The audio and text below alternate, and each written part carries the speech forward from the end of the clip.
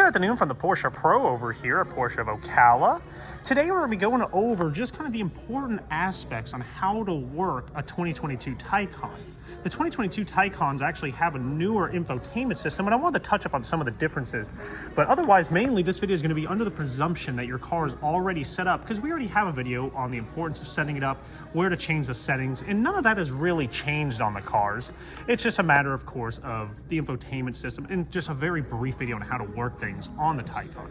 So, of course, via our key that I have in my pocket right now. Now, it's very important to realize the keys are to be set via the profiles that your dealership or, of course, yourself can create. Much more preferred is that the authorized Porsche dealership sets it up, because then it automatically gives you ownership of the vehicle versus having to prove ownership. So very simple stuff there. So, of course, on the key, we have unlock, lock, pop the front trunk, and pop the rear trunk. And on the back side, of course, we have our panic button to sound the alarm, and of course how to remove our emergency key in case we need to get in the car, and of course some sort of situation makes it impossible normally. So unlocking the car normally, we do have the expanded comfort access on, which means the door handles pop out right when I get close, so I could just open up the door super easily, and then to lock the car I just touch this little indentation right over there. Once again, under the presumption all settings are already set. We can see the mirrors are going to fold in and everything along the lines like that, and we get the auditory beep to let us know the car is indeed locked. So I'm going to go ahead and unlock the car. Now, a lot of people are already realizing that to open up the charging ports, you can only open up one at a time. This one has the mechanical one, of course, which honestly I kind of prefer because it makes this vent functional. Pretty cool. So on the driver's side, we're going to have the standard charging that you would do at home, or even some public places have still this style, hotels and such. And then over on the passenger side, I actually heard the click unlocking this passenger side one. And the passenger side one, of course, depending on equipment, can allow you to charge up to 400, even 800 volt DC charging, once again, depending on equipment. So we lower that little flap, go ahead and plug it in, good to go. To remove the charging cable, you have to make sure the car is unlocked, or of course, just hit this little button with the key in your pocket, and it will release it. Lots of little details, of course, many of which, if you do have any questions on, please let me know. So as we head inside the car, let's go ahead, get locked up on me, so give it a second. I'm gonna manually unlock it. There we go. Of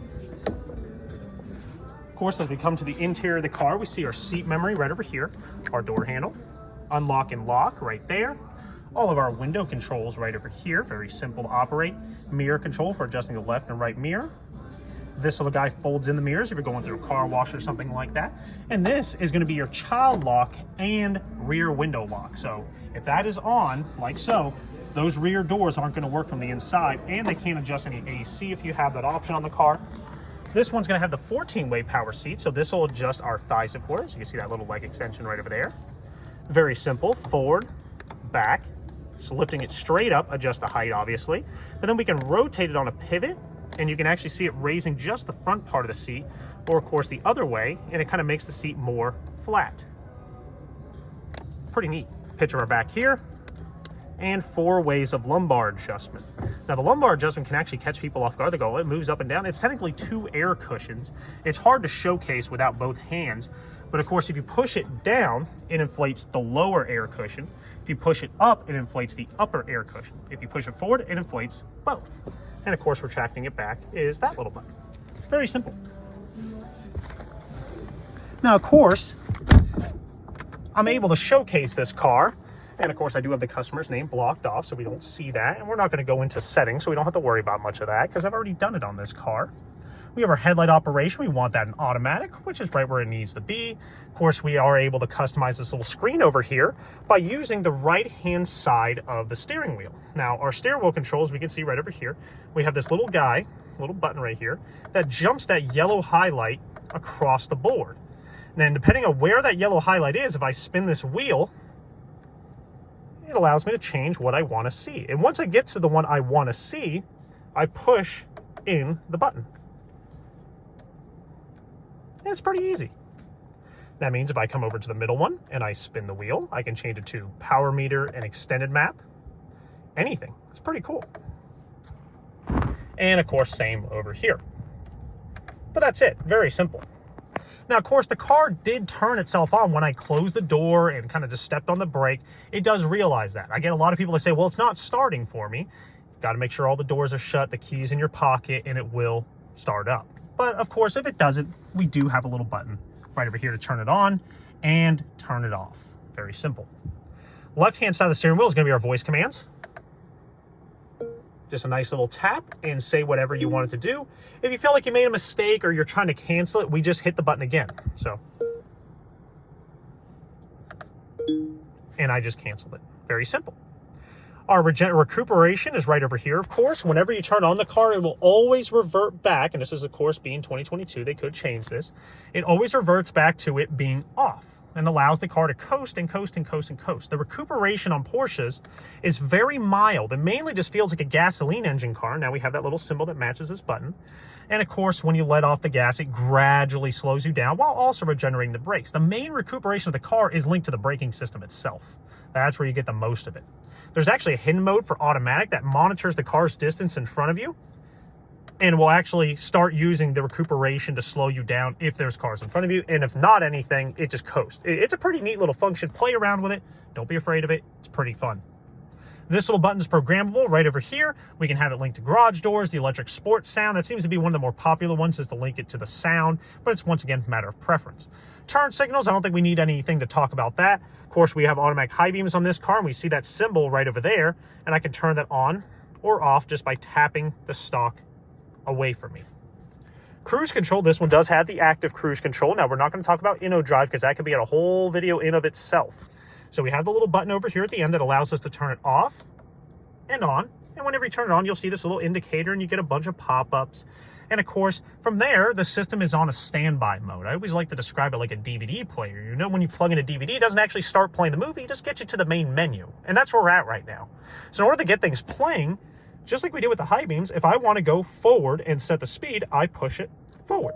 And it tells us right there, you can see, plus speed / set is forward. And that sets the speed. You want to go faster? Well, it told us plus speed is that way too. So I just push it forward again or hold it.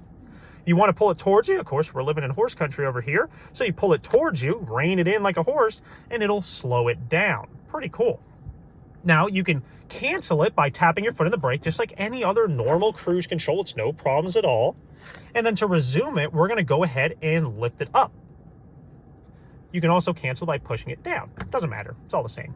Now, since this one has active cruise control, it also speeds up and slows down based on cars in front of you. And if we want to change the follow distance, we use this little toggle switch right over here. And you can see, as that little gray bar gets farther away, that I'm following farther away from the car in front of me. And as I bring it closer, like that, that means I'm following closer. I usually like to keep it around 2 or 3. Seems to be a nice sweet spot right there. So that's our cruise control. More stuff on the right-hand side of the steering wheel is answer and hang up phone calls. Very simple. We have our volume over here. That's about it. This one with the sports chrono dial, one of my personal favorite options. Whenever you turn the car, it's always in normal mode. And if we twist it left-wise, of course, we will go into range mode. Once again, depending on equipment, depending on model, it can change a lot more things. It can lower the air suspension on the car, which in this one it is doing right now. We can see that. Pretty cool. Really neat stuff. We can also change its max, of course, miles per hour. It's normally set to 60 max speed, but we can change that in the settings. But once again, we're not going to be discussing that today too much because we don't want to. So from there, we do have normal, sport, sport plus, and of course an individual mode. And you can see it changing right over there. And once again, individual is just whatever you want it to be. Once again, we're not really talking about settings today. We don't want to get into it too much. Windshield wipers are very simple on this car. We have our stock right over here. To put them into automatic, we're actually entering and using this little codex right over here. So right now we're in off. If I push it down, it's going to do 1 swipe, which means the 1 times. But if I push it up into intermittent, that is automatic. That is simple as that. If I lift it up any further, it would be in low, manual, or high, manual. Now, obviously, I don't want to wash the front windscreen. It's nice and clean to show. I'd pull it towards me to wash. That's it. Coming over here to our center console. Now, this one being the new infotainment style, we can see right over here, we have a little bit of different color, and it's a little bit wider. We don't have the recommendations over on the right-hand side. And once again, no settings, just discussion. So hitting the button over here, or over here, all operates exactly the same because it's the same button. It makes no difference. Now, a lot of people don't realize how to get this to pop up. If you hit these 3 little dashes right here, you can only do this while in park too, so very important. Otherwise, it's just not going to work. So starting off with navigation, it's probably the easiest page of the whole car. We just hit this little button right there, or here, or on the main menu. It doesn't make any difference. While we're on navigation, of course, we can see search for destination. Well, that's what we're going to do. We could add a home address. We could add a work address. We could all do that right from here. It's no problems.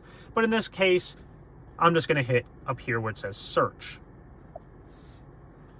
I'm going to go ahead and enter in the dealership. Actually, let's do Miami. Let's do somewhere far. So we're going to do Miami Center Lakes. Yeah, we'll do Miami Gardens, all the way down there. The route is being and obviously that's further away than this car has a capable range of. To the route shown. Your route includes traffic. So we can see right over here, I'm going to peel this off for a brief period, the car is calculating that in about 187 miles, we're going to stop at a... Quick charging stations were added. And you can, it's telling us all this information. Hey, you're not going to make it. You're going to have to stop somewhere and charge. Now, once again, I've already set the parameters on this car that I want to arrive with 25%. We can even vary that, but we're not talking about that. So plus 2 minutes due to traffic, plus another 13 minutes for charging all the way over there. But then we're going to arrive with 25% battery. No problems at all. Pretty cool. And that's the charging planner. In my opinion, probably the most important option on the car to get. Then, of course, how to stop guidance once we're going along is you just hit this little guy right over here. And once again, just for the sake of our customers' privacy, we're going to go ahead and cover that up. That's the navigation system. It really is that easy. Of course, I'm going to get rid of that address because I don't want it to be in there. Next, we're going to talk about music. One of the more complicated pages on the car, interestingly enough. Now, we can adjust the sorting of these sources right over here to what's most important to anybody, but once again, that's all personal preference. From here, this will be our favorites, and lo and behold, how to add something to our favorites. It's the same symbol. So if I were to hit that, actually, tap it, there we go.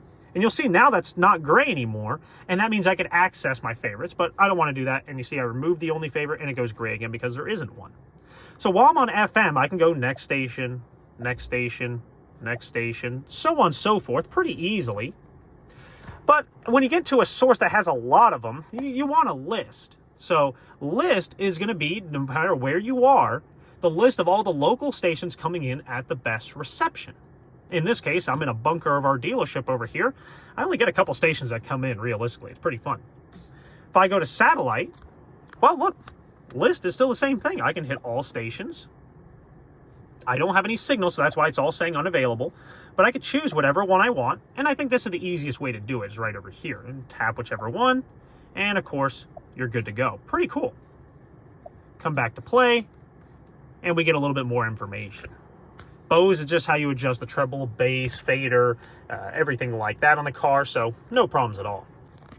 Telephone, once again, one of the easier pages. Since we don't have a phone hooked up, all you do is just hit start search right over here. For people that are just learning the car, when the car prompts you for Apple CarPlay, I actually don't recommend initially using it because it can add a layer of complexity into the car's infotainment system that I'd rather you guys just spend some time learning the car first. Then if you want Apple CarPlay a little later, we can do that. Pretty cool.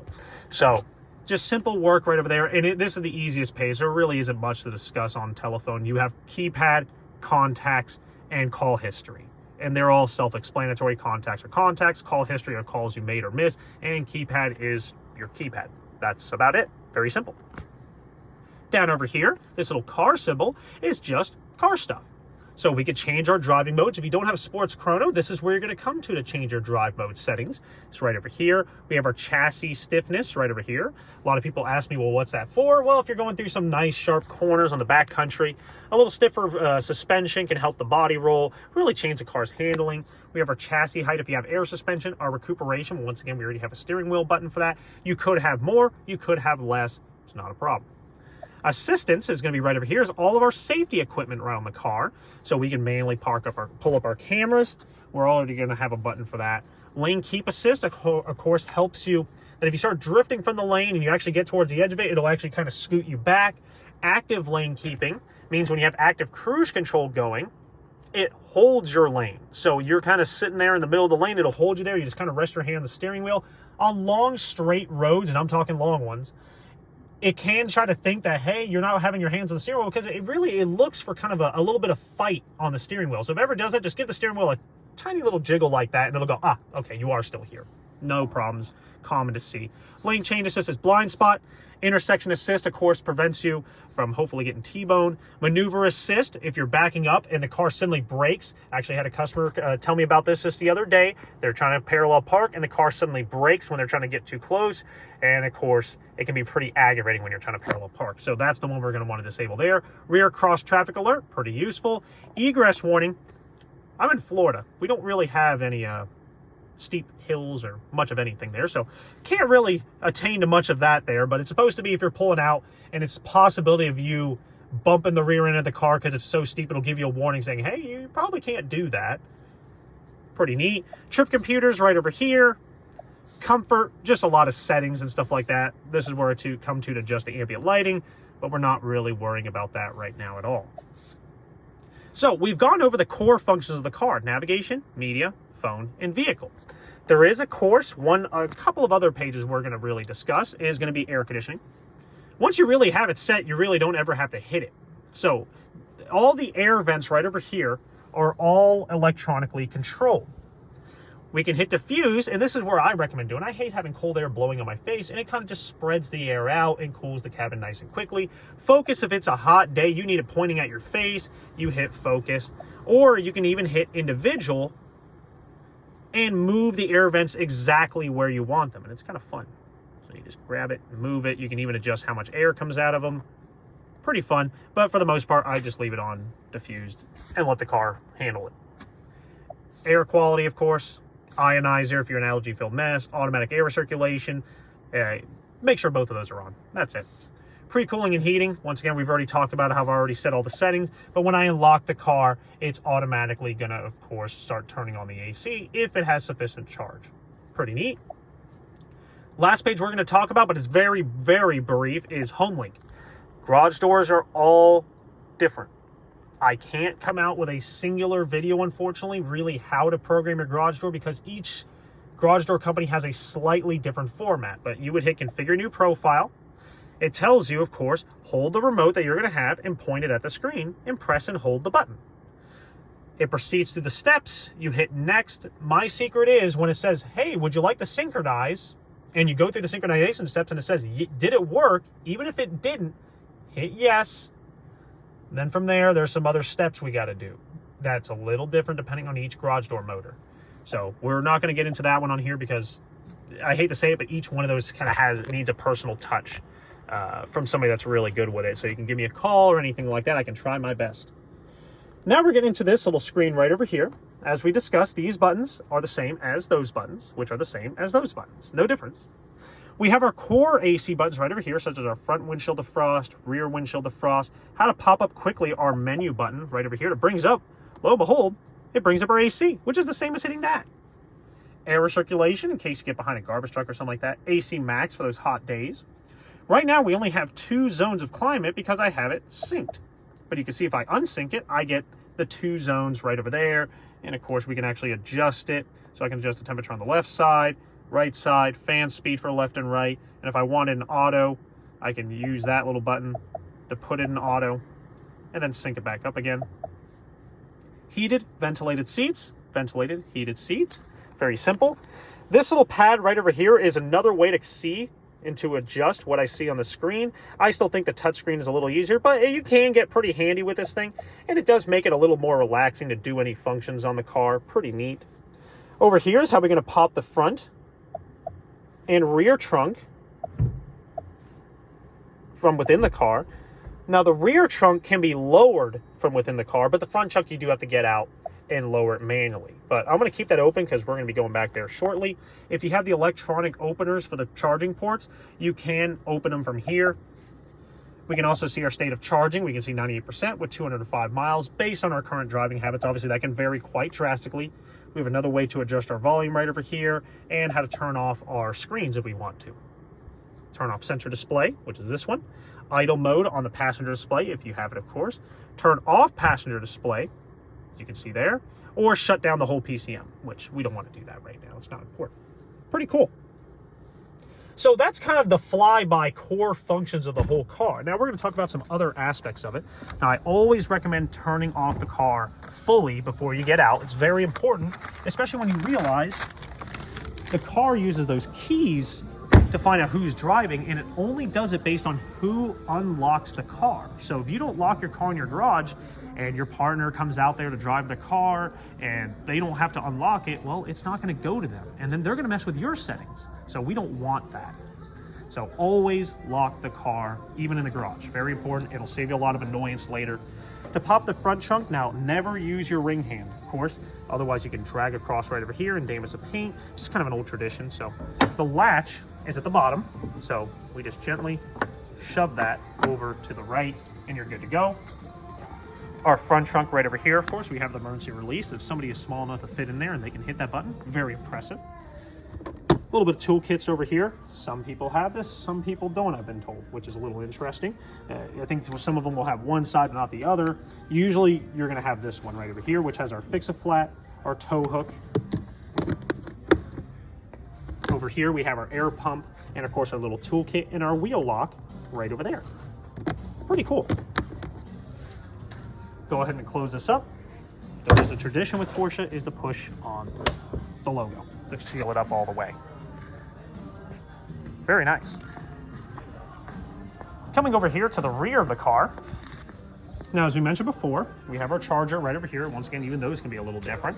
But a lot of people don't realize is you have this little nook under here. And if you take the charger out of the bag, it's just big enough to fit in here.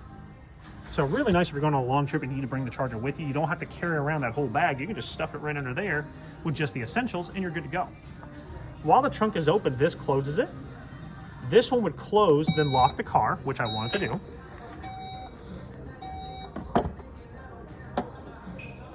And while we're back here, if I want to pop the trunk, I just hit that little button right there. Very simple.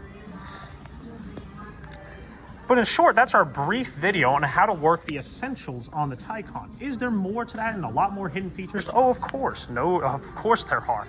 But this one, I just wanted to make this one a little bit briefer, of course, because our other Taycan video is almost an hour long, and I thought this would be a little more helpful. But if you do have any questions about this car, please feel free to contact us. We're always happy to get all your questions answered and taken care of. And once again, from the Porsche Pro, thank you so much. And hopefully we get to do some more videos here soon. Take care. Bye.